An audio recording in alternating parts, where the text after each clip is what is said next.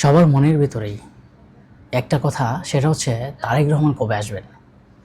যারা বিএনপি করেন বা বিএনপির নেতাকর্মী আছেন, তাদেরও মনের একটা কথা হচ্ছে যে বিএনপি ভারপ্রাপ্ত চেয়ারম্যান তারেক রহমান কবে আসবেন। এবং বিভিন্ন বিরোধী দল যারা আছে, বিভিন্ন রাজনৈতিক দল যারা আছে, তারা অনেক সময় কটুক্তভাবে বিভিন্নভাবে সমালোচনা করে তারেক রহমানকে অপমান করার চেষ্টা করে, এবং তারেক রহমান এখনও আসে না। তার নিয়ে অনেক সমালোচনা এবং অনেক ধরনের অনেক বক্তব্য দেয়। আসলে তারেক রহমান কেন আসে না, মানুষের মনের মধ্যেও কিন্তু, এবং আপনারা যারা আমার ভিডিও দেখছেন তাদের মনের ভিতরেও কিন্তু এরকম একটা প্রশ্ন জাগে যে আসলে কি আগামী জাতীয় নির্বাচনে তারেক রহমান আসবে না, এবং নির্বাচনে পড়ে আসবে কিনা, এবং তারেক রহমানের ভিতরে যে নামে যে মামলা আছে সেই মামলা কি এখনও তুলে নাই। আপনি দেখেন, সমস্ত আলোচনায় আজকে করব। দেখেন, তারেক রহমানের নামে, তারেক রহমান তখন দেশ ছেড়ে যায়, তার নামে যে মামলা হয়েছে সে মামলা তোলা হয়েছে, কিন্তু কথা হচ্ছে তাহলে মামলাও শেষ, কিন্তু তারেক রহমান আসার কোনো বাধা নাই। এবং এখন বর্তমানে একটা দুর্বল সরকার আছে, যাকে আমরা বলি দুর্বল সরকার, ডক্টর মোহাম্মদ ইউনূস। তিনি কি আসলে তারেক রহমানের নামে যদি মামলাও থাকে, তারেক রহমান আসলে তারেক রহমানকে জেলে তুলতে পারবে, বা তারেক রহমানকে কি তিনি নিরাপত্তা দিবেন নাকি জেলে তুলবেন না কি করবেন? মানুষের মনের মধ্যে এমন প্রশ্ন রয়েছে যে আসলে অনেক ধরনের অনেক সময় যে চা খেতে বা বিভিন্ন দোকানপাটে গল্প করে যে তারেক রহমান আর আসবে না, তাদের জন্য কিন্তু অবশ্যই একটা দুঃসংবাদ। এবং যারা ভাবতেছেন যে তারেক রহমান কখন আসবেন, তাদের জন্য সুখবর।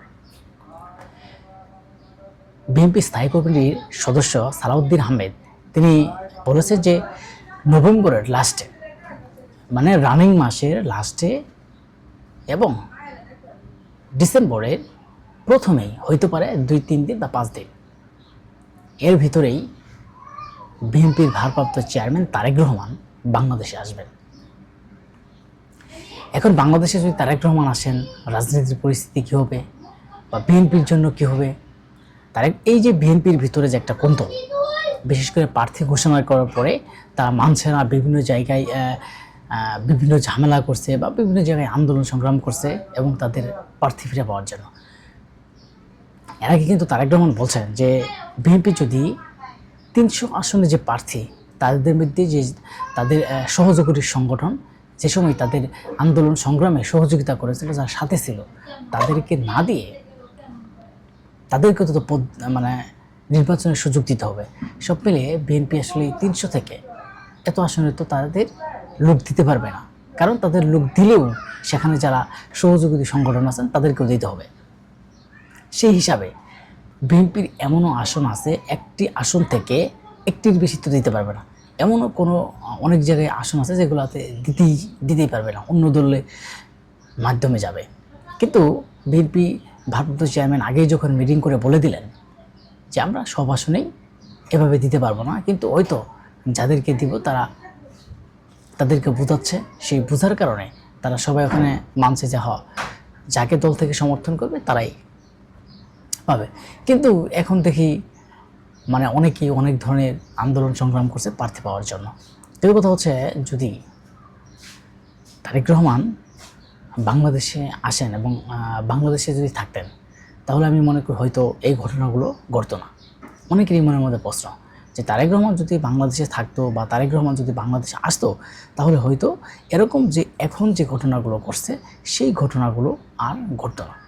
আমরা মনে করি যে বিএনপি ভারপ্রাপ্ত চেয়ারম্যান তারেক রহমান আসলে সেদিন একটা সারা বাংলাদেশ তোলপাট হয়ে যাবে এবং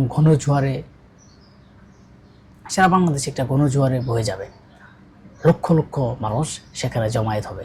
আর তারই মধ্যে বিএনপির আগামী দিন এবং জাতীয় নির্বাচনে তাদের সফল হবে এবং বিজয় অর্জন করবে, এমনই আমরা কিছু দৃশ্য দেখতে পাচ্ছি।